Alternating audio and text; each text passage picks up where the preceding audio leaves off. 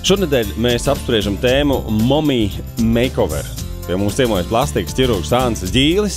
Un šīs sarunas noslēgumā es gribētu jautāt, kāda ir ierobežojumi pēc operācijas. Piemēram, tur fiziskās aktivitātes un celšana. Mēs jau vakarā apspriedām, vai ir vēl kaut kas jāievēro?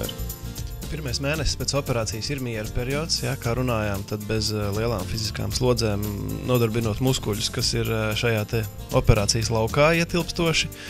Un, protams, pirmo mēnesi es neiesaku iet stāvošos ūdeņos, peldēt, iet pirtīs, veicināt pastiprinātu svīšanu, noteikti izvairīties no operēto zonu satraumēšanas.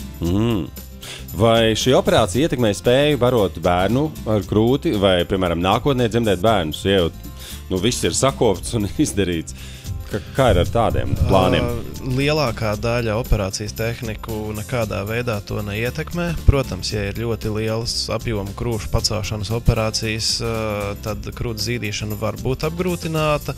Ļoti retos gadījumos viņi nav iespējami, bet par to mēs brīdinām pirms operācijas, ka ar šo lēmumu visdrīzāk, ka tā funkcija vairs nebūs. Visādi citādi šis piesargāšanās laiks ir pirmais gads pēc operācijas, ir jāļauj visam labi sadzīt, tad, kad viss ir sadzījis, pēc tam medicīniski ierobežojumu atkārtotām grūtniecībām nav. Bet galvenais ir šī saruna pirms tam, vai ne? Protams, katram pacientam ir jāzina par to, kas viņu sagaida, ja viņš nāk uz medicīnas pakalpojumu. Paldies tev, Ants! Paldies tev! Paldies! Radio Skonto.